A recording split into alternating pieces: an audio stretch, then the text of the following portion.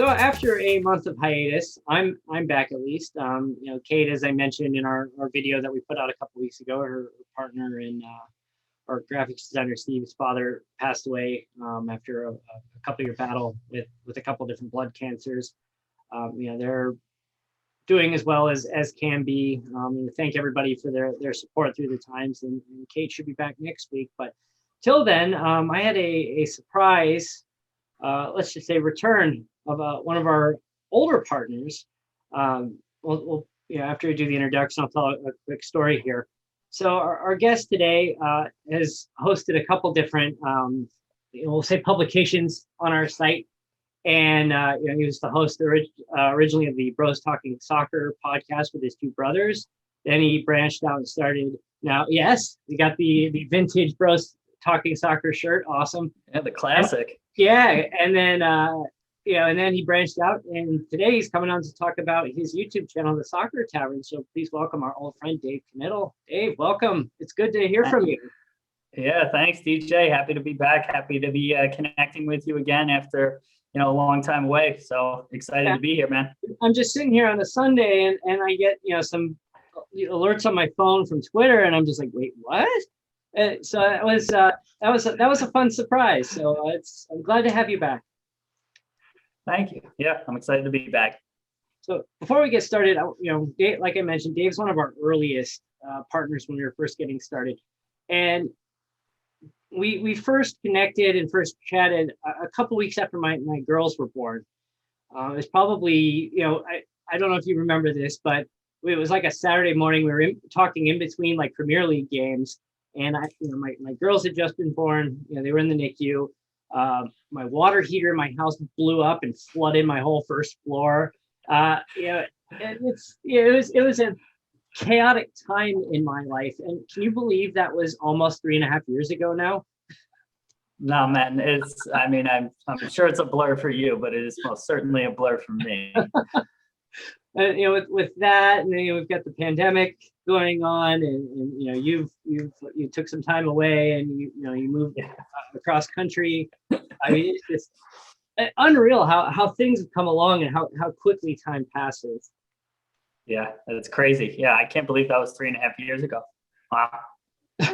So jumping right into it, the Soccer Tavern, it's been around for 3.5, 4 years now.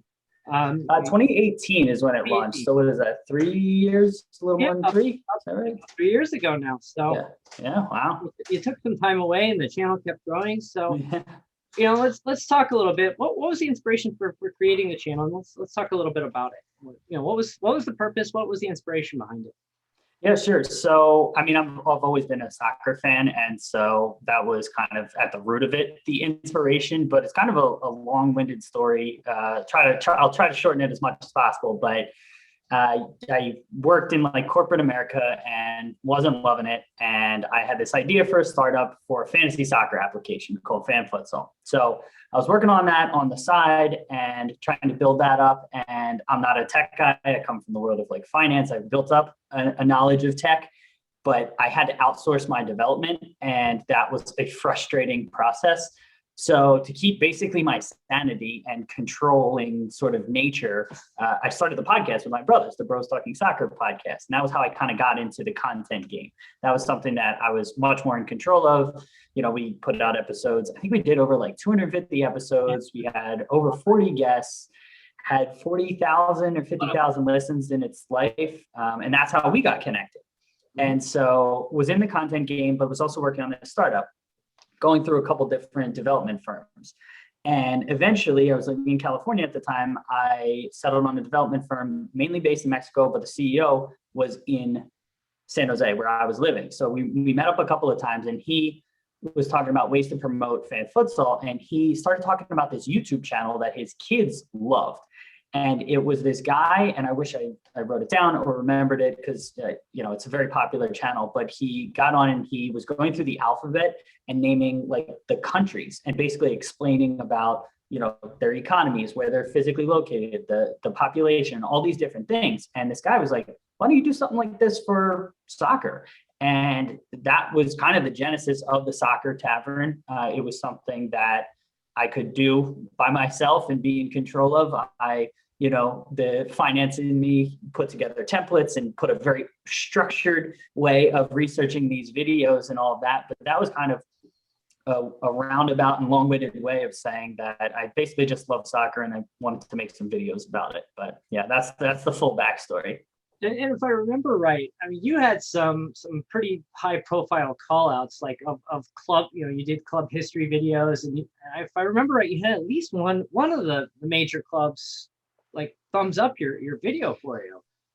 Yeah, specifically the German clubs were really interactive with me, which was really cool. I can't remember, maybe a smaller Premier League team, but I distinctly remember, I think it was Union Berlin. I wanted to pronounce it the German way. Union Berlin. I started pronouncing it the German way. I speak a little bit of German, so sometimes I get crossed up with that. But Union Berlin, I think, was really interactive. FC Cologne might have been too. It was just really cool with those. But any, fan groups, it's tough with that because some fan groups are just like so knowledgeable and protective. And like if I would mispronounce one word, it was just like the video sucked.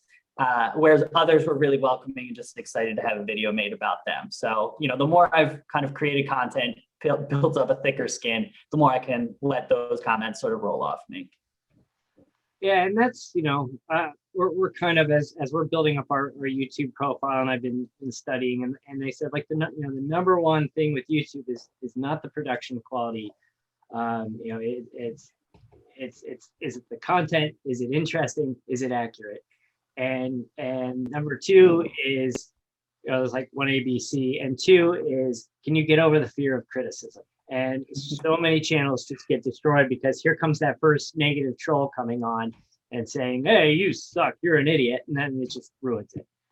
Yeah, and it's so tough because those people are always generally more vocal and it sticks out because people who like the video, it's easy to give a thumbs up, but the people who comment tend to have a specific reason why they're commenting. And it's just I just remember I had like hundreds of likes, but it was those one or two, negative comments that really stuck out because it was always specific and I'm a perfectionist kind of by nature. And so, those really bothered me. But the more I did it, the more just comfortable I got, the more I tended to focus on, all right, these people, I've thousands of subscribers now, hundreds of thousands of views. And it's just like, focus on the positives and all of that. And getting back to your point about quality of content, I mean, that was something I always prided myself on. And the comments that bothered me the most were like, this guy's just reading off Wikipedia, because that's not true in any way. I make it a point not to have Wikipedia as a source. I do anywhere from 12 to 20 hours of research per like big club video. And so I put so much time and effort into these videos. And so when people like to minimize it from that perspective, that always kind of really bothered me. And I would respond to those, but most of the negative comments where it's like, this guy sucks, Americans don't know about football, those things, I just like them and I just move on. Yeah, exactly. But it's been awesome. And I'm excited to get back doing it because I love doing it, and then went through a personal situation, which about, and had to move cross country and just settle. And now I'm finally settled and looking forward to getting back into it. And our top performing video we've ever done, the production quality was pretty poor, but I thought it was pretty interesting. And I did this 10-minute kind of following your structure of the story behind how the Baltimore Colts ended up in Indianapolis. And it's one of those I published it, I forgot about it, I went back, I'm like, wow, quite a few people have watched this, a lot of likes have come in. And then all of a sudden I see some comments start populating in of people bickering, and it's just like not about me or the video, but it's like, oh, Baltimore, it's like, yeah, they get upset about the Colts, but then they stole the Cleveland Browns, and then it just turned into this whole bickering. And I'm just like, you know what, it's pretty awesome. I've created some engagement right there. Now I will take it. Yeah, that's what's important. So, we've talked about the inspiration. Let's get down into what you find on the Soccer Tavern. What kind of videos do you publish? What would a viewer see when they go to your channel? Yeah, sure. So our tagline is the history, culture, and philosophy of the beautiful game, which is just kind of a broad way of me saying I didn't really know what kind of content I was going to create in the beginning.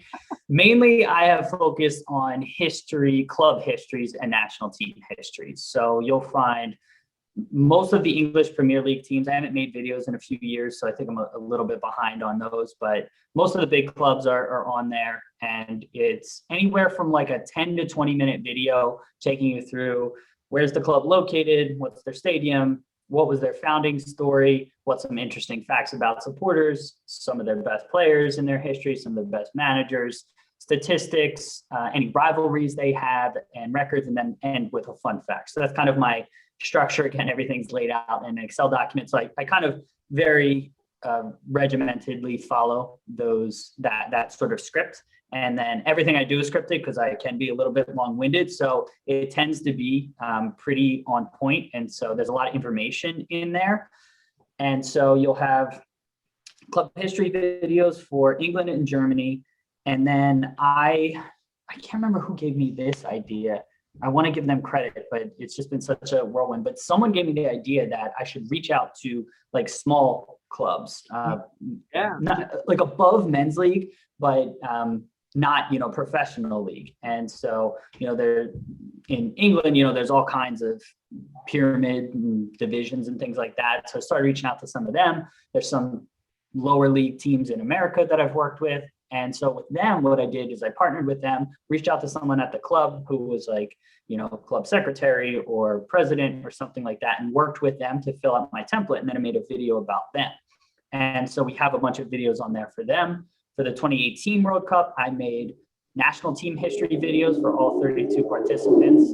And so while it might be slightly outdated, it is still useful. And then finally, I have terminology videos. So like, why is it called a panenka? Where did the term nutmeg come from? And so some of those. I always thought the terminology videos would be more popular, but they just haven't been. It might be because it's tough for people to find, but I find those to be the most interesting and fun to make and to research. As much as I enjoy the club history videos, those, because like, I don't know, it's just for some reason those really appeal to me. And so those are the videos on right now. And then hopefully I'm going to be getting my brother Christian, who those who know me from the Bros Talking Soccer podcast will know him, and he might be making some videos. And then I might have another friend from back in the day start making videos. I think he's going to focus on Italian clubs. And so we're just getting more people in there, and the content may diversify a little bit from there, but that's what's on there now. And again, I've left it pretty broad so we can kind of explore a lot of different avenues in the soccer world. And to your earlier point about, using Wikipedia, yes, using Wikipedia directly is not a good idea. Using the sources cited in Wikipedia, that's good, because it's usually much more in depth, and it's usually a valid source. And there's usually a lot of good information you're going to find in there that you won't find in Wikipedia. So Wikipedia is a great starting point. It's not a... Yeah. And so I generally don't start with it. But if Google is not getting me what I need with any primary sources, I'll go to Wikipedia, see if I can find a source from that. And so that has definitely been my friend as well. So I haven't deviated too much yet, part maybe because Kate's not here today. I kind of do it just to drive her nuts, and then she tries to bring it back, and then it doesn't go. But I'm going to deviate and talk about a recent event that has irked much of the world. The Super League. This thing's been something that's been rumored for years, and then finally it gets announced. You get the blowback. I don't know if we expected this amount of blowback, but like, what was your thought when it's like, oh, the Super League is finally here. We're finally getting that, the sequel to Ghostbusters that we've been promised for 30 years. It's like, what was your reaction when you finally saw, oh wait, this thing might actually be real? Like, how did you react to that? I mean, not positively. I just thought that it was kind of tone deaf, and there was a lot of misinformation kind of going on, and no one really knew what it meant, because it was like they announced this and it was supposed to be a replacement for the Champions League, and then they would stay in their domestic leagues. But then the domestic leagues all rebelled and were like, no, you can't stay here. And so it, with the clubs like leaving their domestic leagues, I thought was just that would just crush them and kill the game. And so I just thought it was a bad idea. It was incredibly tone deaf from the owners to announce it when they did and the way that they did,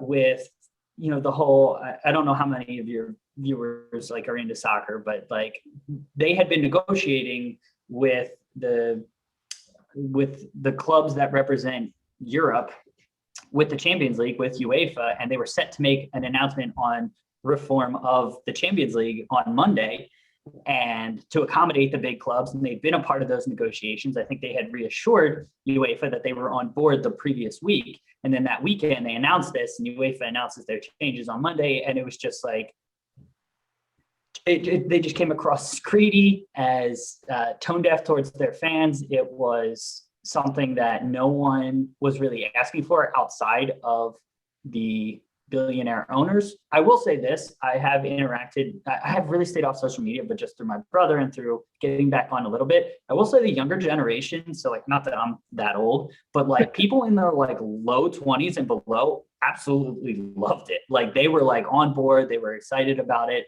at least, you know, globally. I'm sure the local fans weren't, but for me, it was just kind of dumb. I understand at a high level the thought behind it, in that, you know, you want to get the best clubs playing each other every week, but I think that takes away the specialness of Barcelona and Liverpool meeting, you know, once every 5 years. If they're playing every few weeks or at least twice a year, it's like, then it becomes monotonous. On top of it, you know,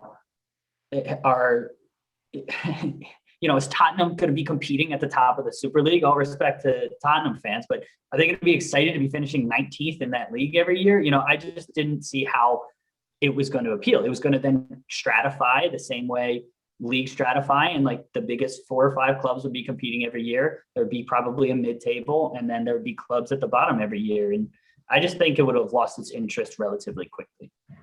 You know, and then you had in Germany's case, where basically, you know, all the Bundesliga clubs kind of stood together and said, not for us. And PSG, I don't think they, you know, necessarily saw it as, you know, this is, you know, bad for the fans, but, you know, I think they quietly waited to see what the blowback would be, and then they're like, this is a bad idea. We were from the start. You know, they're just kind of like, they're quietly hanging around like, oh, bad idea.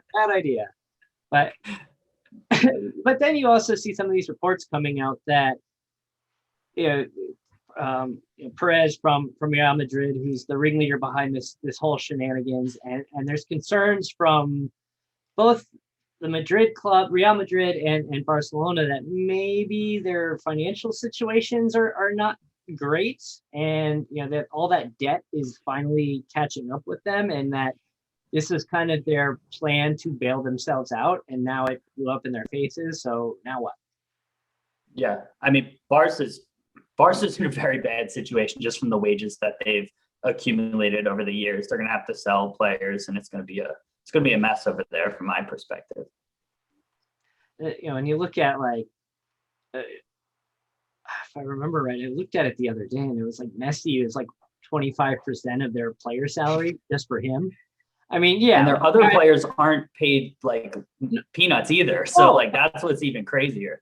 And you look at Madrid, and you see players who are like reserve players that are making more than, you know, top 6 premier starting 11 players. And it's just like, the reserve guy who comes off the bench 10 minutes every, you know, 5 or 10 games. And he's making, you know, 100,000 euros a week, which is just insane for a reserve player.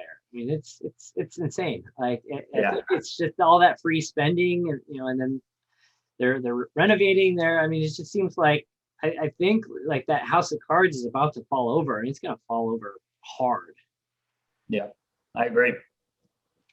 So that'll be interesting. You know, it's good too, because it's like, you know, Spain has been so heavily dominated by those two clubs for such a long time, and, you know, this year you've got, you know, Atletico kind of hanging up there. I mean, they've kind of dwindled that lead they had earlier on, but you know, they've made some noise. Some of the other clubs that you see sneak into the Champions League every so many years are kind of hanging in. So it's, I mean, I think it's interesting, at least from the other clubs' perspectives, but I'd be nervous if I was, you know, one of those two club supporters. just, I think these next couple of years may be a little more challenging than you might think. I agree. I mean, I think they'll bounce back because they kind of ebb and flow. But yeah, I would agree. I think that there will be some ramifications from this, but also just from the years of dominance and the years of just like wage escalations, because they've had great players, but the way that you keep great players is you got to keep paying them more. And as those salaries go up, if you bring in new players, just your wage structure gets all kinds of out of whack. And so Barcelona specifically with Messi, and then all the players that they've retained that are aging out is in a really tough position financially. And then COVID on top of it, I don't feel bad for them, but it's going to impact them. Yeah, there's no sympathy here. It's just facts that it's going to impact them. Quarter of another debt-laden club, I don't feel bad for them at all. Yeah. Blazers out. Yeah, I said it. I own one share of Manchester United stock. I bought it like 5-6 years ago, and every year, like I actually just got the materials the other day for the annual meeting, and my vindication is I get to vote for the board, and I think there's 12 board seats, and 5 of them are people with Glazer in their last name, and then the 6th one's Ed Woodward, who's on his way out at the end of the year. So it's just like nope. I don't know anything about you, but your name's not Glazer, so you can stay. It's the little things, that keep us going as fans. My one little share, so that's my one vote. So let's move it back. We got our we went off the track. We're going to come back on. You've been doing this now for a few years. You've taken some time off. I'm sure there's going to be a little bit of getting back on track again. But share a piece of advice you've learned since you started making these videos. Yeah. So everyone's content is different. And so, this advice may be helpful or it may not. And it was something we were talking about before we went live. It's just what I learned as someone who, I grinded for so long with the podcast and with the Soccer Tavern, and with the podcast, it was fantastic. And I love doing it, but it's just when we stop doing it, just all of it just kind of goes away almost immediately. Whereas the Soccer Tavern content, I kind of specifically set out to make it evergreen, which just means that, whether you watch that today or you watch it 3 days from now or 3 months or 3 years from now, the content is more or less still going to be relevant. And so, especially as I was building the YouTube channel and wasn't, it just takes a lot of time. And if I'm not going to, stream every day or put out 2 or 3 videos every week, the fact that I was able to build a base, and it took forever to build that base of the Soccer Tavern, but it bore fruit, I think is the right way to say that. Because, I started making videos in January of 2018, and I had to be 50 or 60 videos by September. And like I said, each video took about 20 hours, 10 to 20 hours of research. And then by recording and all that, it was probably 15 to 25 hours into each video, and ended up with, maybe a few hundred subscribers and, thousands of views. But it was just a lot of work, and it just didn't see that benefit there. But the nice thing about the evergreen content is that I stopped making videos in September of 2018 and didn't start making videos again until September of 2019. I didn't really see a drop off in views. If anything, it just kept growing, even though I didn't put out new videos. Then I made videos for about 3 or 4 months in 2019 and, grew the channel to about 800 subscribers when I stopped in January of 2020. Didn't make videos until I just put out, and this is the end of April now, I just put out a video that just I'm back and have over 2,500 subscribers, have 240 some thousand views, have, almost 1 million minutes watched. And it's all just because of I thought about the content and what I was willing to kind of put into it and what I was willing to get out of it. And I just found that the evergreen content really worked for me and what I wanted to accomplish and what I can kind of get out of YouTube. And if you're willing to put the effort in to make quality content and make it more, hey, is this going to be relevant, a week from now? I think that was going to be really helpful. The podcast was super easy to do. we'd watch soccer, kind of read social media, and then we could just chat about it. That's kind of easy to do. But if you're willing to put the work and the effort in to make, something that is really useful and people find interesting, and it's not super easy for people to just do, and it lasts for a longer time, it's worth it. And so I don't know if, it's not going to be applicable to everyone. And there's definitely ways that if you're doing a podcast, I'm not trying to slander you in any way. There's ways to be successful. And if you're really funny or personable and putting out a lot of content, you can build up quite an audience. But for me, what I found is just the evergreen content really seemed to work for me. Awesome. Yeah. I mean, history doesn't change. I mean, interpretation of history does, but history doesn't change. So that definitely, especially, I mean, you might have to update somebody's trophy count, but other than that, that's, it pretty much stays consistent. So that definitely helps. Mm-hmm. So Dave, again, great to talk to you again. Really excited to have you back. Most important question, where can we find the Soccer Tavern? Where can we find your social media? Yeah, sure. So the Soccer Tavern's a YouTube channel. So youtube.com/the Soccer Tavern. I will say this. So I came up with the name before really doing much research. There is an actual Soccer Tavern in Brooklyn, New York. I'm not affiliated with them in any way. We've interacted a couple times on social media. I was trying to get a video made about them before I stopped. And so I'm going to reach back out to them. But I am not the Soccer Tavern in Brooklyn, New York. I am a YouTube channel. It's not a real Soccer Tavern. I think they have a YouTube channel too and social media. So just in case anyone gets confused, mine is like a black and orange logo. Looks like that. Yes, very, very good. Yes. And so youtube.com/the Soccer Tavern. That's where all our videos are. On Twitter, we're at the Soccer Tavern. On Facebook, it's at the Soccer Tavern. And on Instagram, it's the Soccer Tavern TV, because I think the original Brooklyn Soccer Tavern has that handle. We also just started selling merchandise. So that's bonfire.com/the Soccer Tavern. I think Bonfire. We'll get the correct link in the description of the video. Okay, yeah. We'll have all that for you that you can click below, and or if you're listening to this as a podcast, it's in the episode description. Awesome. Thanks, DJ.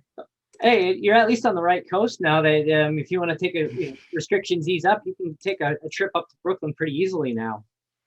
I've thought about that, and maybe that's something that I can explore, and we can meet up and do something in person. But I do want to make a video for them, because they've been cool about me, using their name. That name has been around, I think, since the 1930s at that place. So I really want to make a video about them, because it has a lot of history, and I think it would be really cool to do something. Wow, that's awesome. So hey, it's that's good that they're very forgiving. So you got to give them the free press. Then it sounds like. All right. Anyone in Brooklyn, New York, go check them out. They're really cool. Awesome. So Dave, again, thank you for being on the show today. The channel is the Soccer Tavern on YouTube. The Soccer Tavern with the black and orange logo with the history videos, not the pub in Brooklyn. So again, thank you everybody for watching. Check us out at stadiumscene.tv, at Stadium Scene on Facebook, Twitter, Pinterest, and TikTok, and at Stadium_Scene on Instagram.